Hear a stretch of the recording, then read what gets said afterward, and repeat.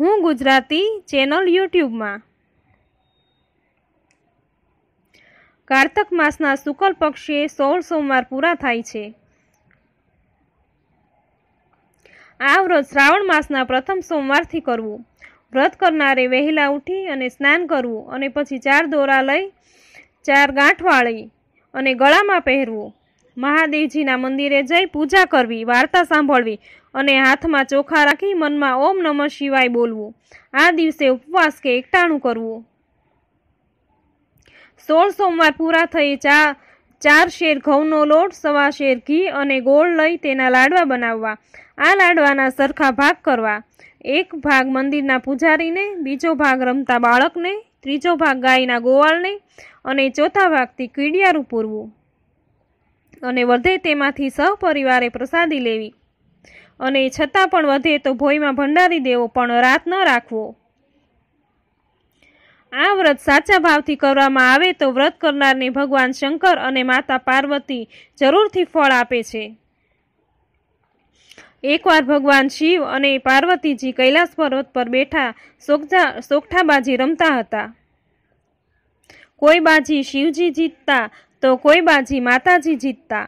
આમ રમત ખૂબ જામી હતી। ત્યાં નિર્ણય કરનાર કોઈ ન હોવાથી હાર જીતનો ફેંસલો થઈ શકતો ન હતો।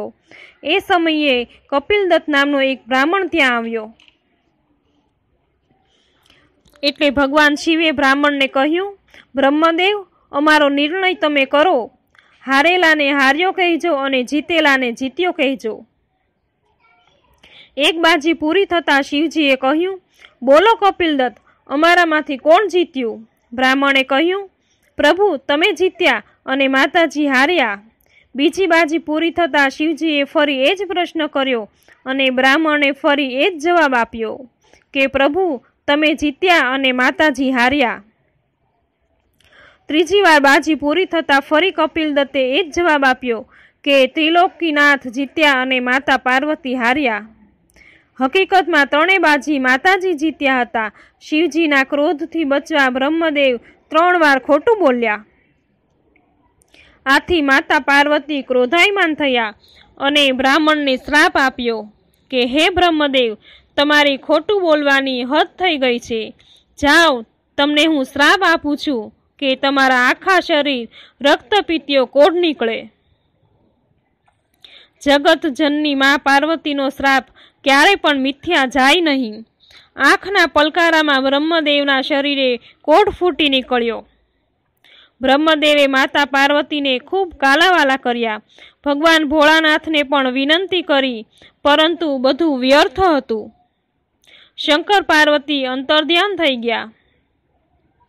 બ્રહ્મદેવ તો ત્યાંથી દુઃખ દર્દથી પીડાતા ચાલી નીકળ્યા। રસ્તામાં લોકોને કોઢિયા બ્રહ્મદેવનું દુઃખ દર્દ જોઈ લોકોને દયા આવતા તેણે ભગવાન શંકરને રીઝવવાની સલાહ આપી। આથી કપિલદત્ત દુઃખ દર્દથી પીડાતો ભગવાન શંકરનું તપ કરવા જંગલ તરફ ચાલવા નીકળ્યા। રસ્તામાં તેમને એક ગાય મળી। ગાયે પૂછ્યું, હે બ્રહ્મદેવ, તમે કઈ તરફ જાઓ છો? માતા પાર્વતીના શ્રાપનું નિવારણ કરવા માટે ભોળાનાથનું તપ કરવા ઘોર જંગલમાં જાઉં છું। ત્યારે ગાયે કહ્યું, હે બ્રહ્મદેવ, મારું દુઃખ પણ સાંભળતા જાઓ। મારા આંચળ દૂધથી ફાટું ફાટું થઈ રહ્યા છે, પણ નથી મારા વાછરડા ધાવકતા કે નથી માલિક દૂધની શેર કાઢતા, માટે બ્રહ્મદેવ, મારા પાપનું નિવારણ પૂછી લાવજો। ગાયની વાત સાંભળી કપિલદત્ત આગળ ચાલ્યો। રસ્તામાં એક ઘોડો મળ્યો। બ્રહ્મદેવને જોઈ ઘોડો બોલી ઉઠ્યો, હે બ્રહ્મદેવ, તમે કઈ તરફ જઈ રહ્યા છો? ત્યારે કપિલદત્તે પોતાની કથની સંભળાવી। ત્યારે ઘોડો બોલી ઉઠ્યો કે હે બ્રહ્મદેવ, મારું દુઃખ પણ સાંભળતા જાઓ। મારી પીઠ પર હીરા મોતીના પલાણ છે, પરંતુ મારા કોઈ પાપના કારણે મારા પર કોઈ સવારી કરવા તૈયાર થતું નથી, તો મારા દુઃખનું નિવારણ પણ પૂછતા જ આવજો। ત્યાંથી આગળ ચાલતા કપિલદત્ત થાક ખાવા એક આંબાના વૃક્ષ નીચે આરામ કરવા બેઠા। અચાનક આંબાને પણ વાચા ફૂટી અને આંબો બોલ્યો કે હે બ્રહ્મદેવ, મારું દુઃખ સાંભળતા જાઓ. મારા પર સરસ કેરીઓ આવે છે, પણ કોઈ ખાઈ નથી શકતું. ખાય છે તો તરત મોતને ભેટે છે. માટે હે બ્રહ્મદેવ, મારા પાપનું નિવારણ પણ પૂછી લાવજો. આરામ કરી કપિલદત્ત આગળ ચાલ્યો.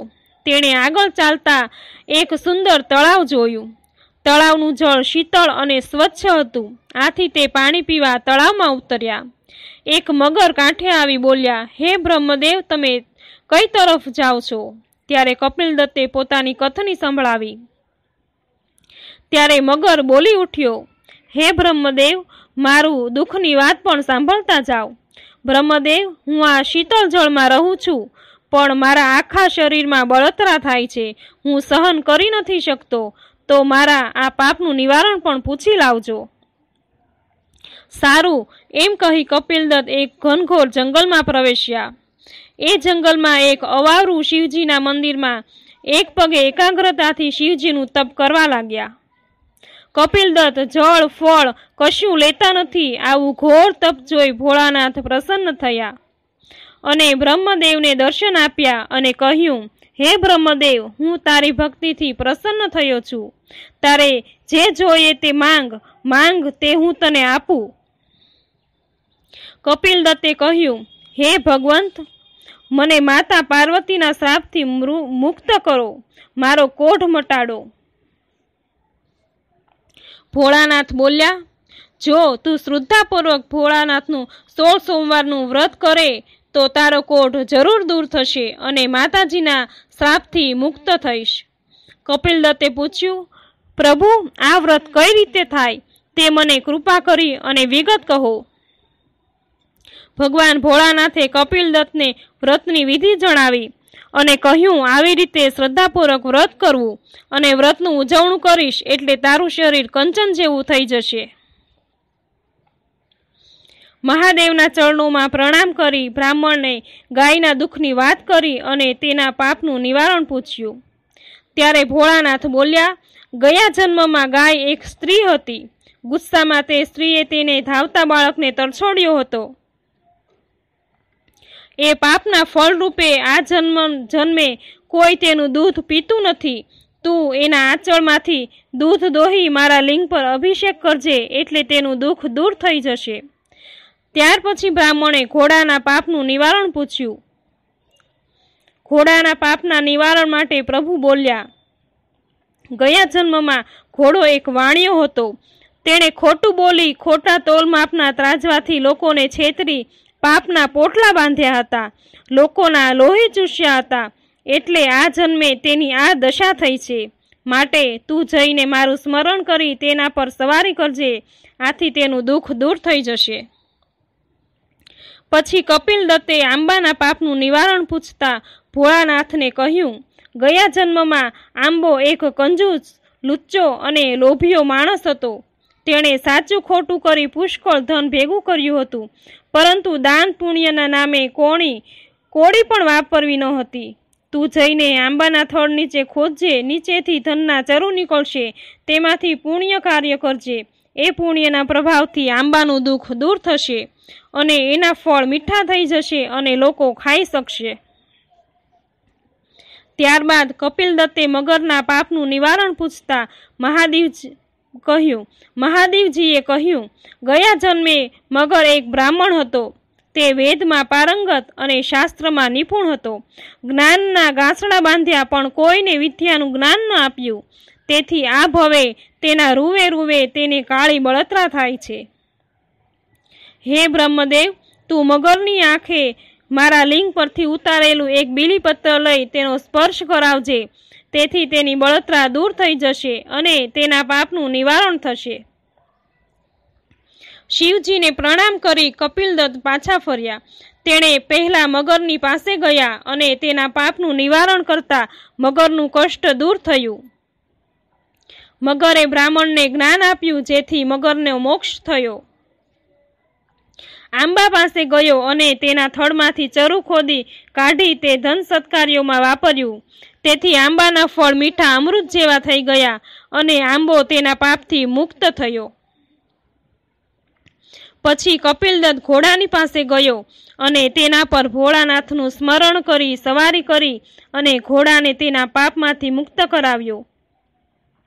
આગળ ચાલી બ્રહ્મદેવે ગાયનું કષ્ટ નિવારણ કરવા શિવલિંગ પર મહાદેવે કહ્યા મુજબ તે ગાયનું દૂધ દોહી તેના પર અભિષેક કર્યો અને ગાયને તેના પાપમાંથી મુક્ત કરી.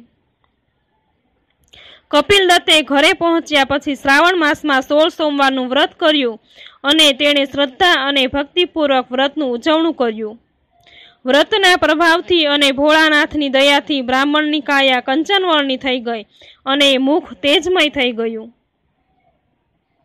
નગરના રાજાની કુંવરીનો સ્વયંવર યોજાયો. કપિલદત્તે સ્વયંવર જોવા ગયા અને ચૂપચાપ એક બાજુ ઊભા રહ્યા. થોડી વારમાં 16 શણગાર સજી કુંવારી દાસીઓ સાથે પ્રવેશી અને આગળ એક હાથણી સૂંઢમાં કળશ લઈ ચાલતી હતી. હાથણીએ એક બાજુ ઊભેલા કપિલદત્ત પર કળશ ઢોળી દીધો. આ જોઈ બધાને ઘણું આશ્ચર્ય થયું અને ત્યાં બેઠેલો રાજકુમારો બૂમા પાડવા લાગ્યા કે હાથણીએ ભૂલ કરી છે. ત્યાં જ આકાશવાણી થઈ કે રાજકુમારી માટે એ જ યોગ્ય વર છે. રાજાએ રાજકુમારીને ધામધૂમથી કપિલદત્ત સાથે પરણાવી અને યોગ્ય પહેરામણી આપી. આ શંકર પાર્વતીની વ્રત કૃપાનું ફળ હતું. રાજાને કોઈ પુત્ર ન હતો, તેથી તે રાજ્યનો રાજા કપિલદત્ત બન્યો અને શ્રાવણ માસ આવ્યો. કપિલદત્તને નિયમ મુજબ શ્રદ્ધા અને ભક્તિપૂર્વક 16 સોમવારનું વ્રત કર્યું. એ વ્રત પૂરું થયે ઉજવણા માટે તૈયારી કરવા રાણીને કહ્યું અને ઉજવણા માટે બધી માહિતી આપી. રાણીને વિચાર આવ્યો કે મારા પતિ રાજા થઈને એકલા લાડવા ખાશે અને ખાશે તો પણ તેને શોભે નહીં. તેથી રાણીએ 32 પકવાન અને ભાતના શાક બનાવ્યા. રાજાએ ભોળાનાથનું શ્રદ્ધાપૂર્વક પૂજન વિધિ કરીને પ્રસાદી માંગી. રાણીએ લાડવાની સાથે અન્ય વાનગીઓ પણ પીરસી. આ જોઈને રાજાને આ ક્રોધની કોઈ સીમા ન રહી. રાજાએ ભોળાનાથની મનોમન ક્ષમા માંગી અને ચોથા ભાગના લાડવાનો પ્રસાદ લઈ વ્રતનું ઉજવણું કર્યું. પરંતુ મહાદેવજી રાણી પર કોપાયમાન થયા અને રાત્રે સપનામાં કપિલદત્તને કહ્યું કે હે રાજા, તારી રાણીએ અભિમાનમાં વશ થઈ મારા વ્રતના ઉજવણાને તોડવાનો પ્રયાસ કર્યો છે, તેથી મારી દોષિત છે, તેને દેશ નિકાલની સજા આપો. શિવજીની આજ્ઞાથી રાજાએ રાણીને દેશ નિકાલની સજા આપી. રાણી વિલાપ કરવા લાગી, રાજાના પગે પડી માફી માંગવા લાગી. પરંતુ કપિલદત્ત અડગ જ રહ્યા. છેવટે રાણી રડતી કકળતી મહેલમાંથી નીકળી અને રઝળતી આખડતી રાણી એક ગામમાં પહોંચી. એક ડોશીમાં ત્યાં રેટીઓ કાતી રહ્યા હતા. રાણીએ તેમની પાસે પીવાનું પાણી માંગ્યું. ડોશીમાં દયાળુ હતા, તેણે પાણી પાયું અને રહેવા માટે જગ્યા પણ આપી. રાણી ડોશીના ઘરમાં રહેવા લાગી, પરંતુ તેના આવવાથી ડોશીનો રેટિયો તૂટી ગયો. રેટિયો સાંધ્યો તો તાર તૂટી જવા લાગ્યા. આથી ડોશી તેને અપશુકન્યા માનીને કાઢી મૂકી. ભાગ્યને દોષ માની રડતી રાણી એક ખાચરના ઘરે ગઈ. ખાચરને તેને મફતના ભાવમાં દાસી તરીકે રાખી લીધી. પરંતુ ત્યાં પણ એવું થયું, રાણી આવવાથી ખાચી માંદો પડ્યો અને તેના બળદનો પગ ભાંગી ગયો. ઘાણીમાંથી તેલ ઓછું નીકળવા લાગ્યું. આથી ખાચણે પણ રાણીને અભાગણ કહી કાઢી મૂકી. આગળ ચાલતા રાણીએ માલણને ત્યાં આશરો લીધો, પરંતુ સંજોગાવશ ત્યાં પણ બગીચાના ફૂલ કરમાઈ ગયા અને છોડવાઓ બળી ગયા. માલણે રાણીને અભાગી માનીને કાઢી મૂકી. રઝળતી આખડતી રાણી ગામના પાદર આવેલા કૂવે પહોંચી. તરસ તો લાગી હતી. પાણી સિંચતી પનિહારીને પાણી પીવડાવવા માટે કહ્યું. પનિહારીને દયા આવી. જ્યાં એ પાણી પાવા જાય છે ત્યાં એનો ઘોડો ફૂટી ગયો. તેણે પણ રાણીને કમભાગી કહી અને કાઢી મૂકી. રાણીને થયું, હવે મને ગામમાં કોઈ રાખશે નહીં, તેથી તે જંગલ તરફ ચાલવા લાગી. જંગલમાં એક ઋષિનો આશ્રમ હતો. રાણી તે ઋષિના આશ્રમે પહોંચી. ઋષિ ત્રિકાળજ્ઞાની હતા. રાણીને જોતા ઋષિ પરિસ્થિતિ જાણી ગયા. રાણીને પીવા પાણી આપ્યું, પછી જમાડી. રાણીને થોડી શાંતિ મળી. પછી ઋષિ કહેવા લાગ્યા, પુત્રી, પુરાણોમાં છે તેમ વ્રતભંગનો પ્રયાસ કરનાર મહાપાપનું ભાગીદાર બને છે. તે તો શિવજીના વ્રતનો ભંગ કર્યો છે, જેથી તેઓ કોપાયમાન થયા છે. રાણી બોલી, હે ઋષિ, આ દુઃખમાંથી મુક્ત થવાનો માર્ગ બતાવો. ત્યારે ઋષિએ 16 સોમવારના વ્રતની વિધિ બતાવી અને કહ્યું, શ્રદ્ધાપૂર્વક વ્રત કરનારને શિવજીની જરૂર કૃપા પ્રાપ્ત થાય છે. ઋષિના કહેવાથી રાણીએ 16 સોમવારનું વ્રત શ્રદ્ધાપૂર્વક કર્યું અને વિધિપૂર્વક તે વ્રતનું ઉજવણું કર્યું, જેથી શિવજી પ્રસન્ન થયા, રાણીના દોષો માફ કર્યા અને રાણીને તેના દોષમાંથી મુક્તિ મળી. એ જ રાત્રે કપિલદત્તને શિવજીએ સપનામાં આવી કહ્યું, તારી રાણી દોષમાંથી મુક્ત થઈ ગઈ છે. તેણે વ્રતનો ભંગ માટેની સજા ભોગવી હતી. હવે તું તેને માન સહિત મહેલમાં લઈ આવ. બીજા જ દિવસે રાજા રાણીની શોધમાં ફરતા ફરતા ઋષિના આશ્રમ સુધી પહોંચી ગયા. રાજાને જોઈ રાણી ઘણા ખુશ થઈ ગયા. કપિલદત્તે ઋષિના ચરણોમાં પડી આશીર્વાદ લીધા અને રાણીને લઈ જવા આજ્ઞા માંગી. ઋષિએ રાણીને આશીર્વાદ આપી અને એક અક્ષય પાત્ર આપ્યું અને કહ્યું, આ પાત્રથી તું સર્વના દુઃખ દૂર કરી શકીશ. આમ કહી તેને રજા આપી. કપિલદત્ત અને રાણીને ખુશીનો પાર ન રહ્યો. બંને નગર તરફ નીકળ્યા. ગામના પાદરે પનિહારીના ફૂટેલા ઘડા પર અક્ષય પાત્રમાંથી જળ છાંટ્યું અને ઘડો આખો બની ગયો. રાણી પાસેથી વ્રતની વિધિ જાણી અને પનિહારીઓએ 16 સોમવારના વ્રત કરવાનો સંકલ્પ કર્યો. રાણી માલણના બગીચામાં આવ્યા. રાણીના પગલા પડતા જ બગીચા ફૂલછોડોથી મધમધી ઉઠ્યા. માલણને મહાદેવજીના વ્રતની વાત કરી અને રાજા રાણી આગળ ચાલ્યા. આગળ જતા ઘાંચણનું ઘર આવ્યું. તેની ઘાણી પર રાણીએ જળ છાંટ્યું અને ઘાણી ધમધમાટ ચાલવા લાગી. રાણીએ શિવજીના વ્રતની વાત કરી. ઘાંચણે પણ વ્રત કરવાનો સંકલ્પ કર્યો. રાજા રાણી ચાલતા ચાલતા રેટિયો કાંતતી ડોશી પાસે આવ્યા અને ડોશીના ભાંગેલા તૂટેલા રેટિયા પર રાણીએ હાથ ફેરવ્યો અને ડોશીનો રેટિયો ચાલવા લાગ્યો અને ઝીણા તાર તેમાંથી નીકળવા લાગ્યા અને ડોશીમાએ રાણીને આશીર્વાદ આપ્યા. રાણીએ જાણે એક દિવસ આ બધી જ જગ્યાએથી જાકારો મળ્યો હતો અને અપમાન થયું હતું, આજ ત્યાંથી આશીર્વાદ મળે છે. તે શિવજીનો જ પ્રતાપ અને કૃપા છે. રાજા રાણીએ મહેલમાં આવી વ્રતનું ઉજવણું કર્યું અને આખા નગરજનોને જમાડવાનો સંકલ્પ કર્યો. નગરમાં ઢંઢેરો પીટાવી દીધો કે આવતીકાલે નગરજનોએ મહેલમાં ભોજન લેવા પધારવાનું છે. બીજા દિવસે સૌ જમવા આવી પહોંચ્યા અને વિશાળ મંડપમાં બધા લોકો પ્રેમથી જમવા લાગ્યા. સૌ નગરજનો જમી રહ્યા પછી રાજાએ રાણીને જમવા માટે કહ્યું. ત્યારે રાણીએ કહ્યું, મારે આજે વ્રત છે, હું વાર્તા સાંભળ્યા પછી જ જમીશ.